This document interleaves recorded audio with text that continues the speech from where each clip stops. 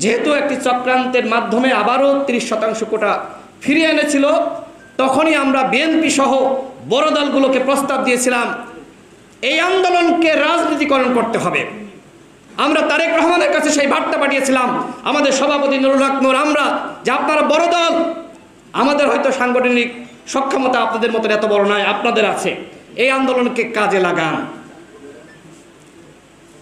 আমরা যারা নেতৃত্ব দিয়েছে ঢাকা বিশ্ববিদ্যালয়ে, আমাদেরই জুনিয়র, আমরা একসাথে 18 সালে আন্দোলন করেছি, ডাকসু নির্বাচন করেছি, তারা আমাদের সাথে একসাথে রাজনীতি করেছে। আমরা তাদেরকেও বলেছিলাম যে এই আন্দোলনকে জনগণের মুক্তির আন্দোলনে পরিণত করতে হবে। আমাদের সভাপতি তিনি তো তার একটি বক্তব্য, যেটা ডিবি, কুখ্যাত ডিবি হারুন, সে নিজেই বলেছে যে নুরুল হক নূর উস্কানিদাতা। এবং আমাদের সভাপতি যখন রিমান্ডে নির্যাতনের শিকার, তার যে বক্তব্য আজকে জাতির মুখে মুখে প্রত্যেকটা মানুষ আজকে তার এই বক্তব্য স্মরণ করে 90% পতন হয়ে গেছে, 10% ধাক্কা দাও।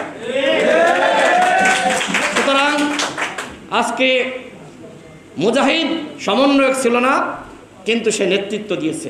আমার ভাইয়েরা শহীদ হয়েছে, দুঃখের সাথে বলতে হয় এখনো পর্যন্ত শহীদের তালিকা তৈরি করা হয়নি। সে 71 সালে বলা হয়েছিল, মুখ ফসকে নাকি বঙ্গবন্ধু বলেছিল 3 লাখের জায়গায় 30 লাখ। আজকে দেখেন শহীদের তালিকা নাই, মুক্তিযোদ্ধার শহীদের তালিকা কোথায়? সেই শহীদ পরিবারকে কোটা দেওয়া হয়নি, তাদেরকে সুবিধা দেওয়া হয়নি, মর্যাদা দেওয়া হয়নি। কারণ কি? কারণ তালিকা ছিল না।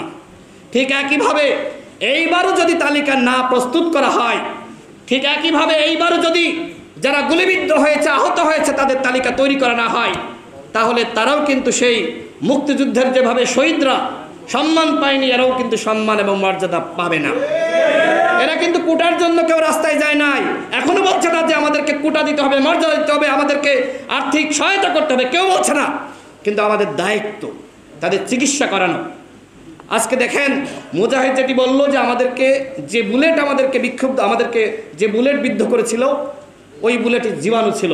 আমরা ঢাকা মেডিকেলে গিয়েছিলাম, সেখানে আমরা দেখলাম যে ছাত্রদের তুলনায় সেখানে সাধারণ মানুষ, শ্রমিকদের সংখ্যা বেশি।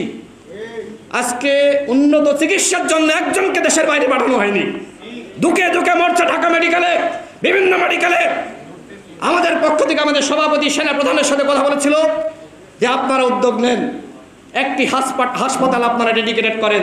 তার আহ্বানে সাড়া দিয়ে আজকে সিএমএইচকে ডেডিকেটেড করা হয়েছে। আমরা আমাদের জায়গা থেকে চেষ্টা করে যাচ্ছি, কিন্তু আমরা তো সরকারে নাই, আমরা এখনো পর্যন্ত বিরোধী দলে, আমরা জনগণের জন্য সংগ্রাম করছি। আমরা দাবি জানাচ্ছি অনতিবিলম্বে শহীদের তালিকা প্রস্তুত করতে হবে। প্রত্যেক শহীদ পরিবারকে 1 কোটি টাকা ক্ষতিপূরণ দিতে হবে। কেন দেওয়া হচ্ছে না? রাষ্ট্রের তো টাকার অভাব নাই। যারা লুটপাট করছে, চুরি করছে, ডাকাতি করেছে, তাদেরকে ধরেন, ওই টাকাগুলো জনগণের টাকা, ওই টাকাগুলো উদ্ধার করেন। এগুলো না করতে পারলে আপনারা রাষ্ট্র পরিচালনা করতে পারবেন না। এবং একই সাথে যারা আহত হয়েছে তাদের সুচিকিৎসার ব্যবস্থা করতে হবে এবং তাদের পাশে দাঁড়াতে হবে। প্রত্যেক শহীদ এবং যারা গুলিবিদ্ধ হয়েছে, শহীদ পরিবারের একজনকে চাকরির ব্যবস্থা করতে হবে। যারা গুলিবিদ্ধ হয়েছে তাদেরকে সুচিকিৎসার ব্যবস্থা করতে হবে, আর্থিক ক্ষতিপূরণ দিতে হবে। এগুলো এখনো পর্যন্ত করা সম্ভবপর হয়নি।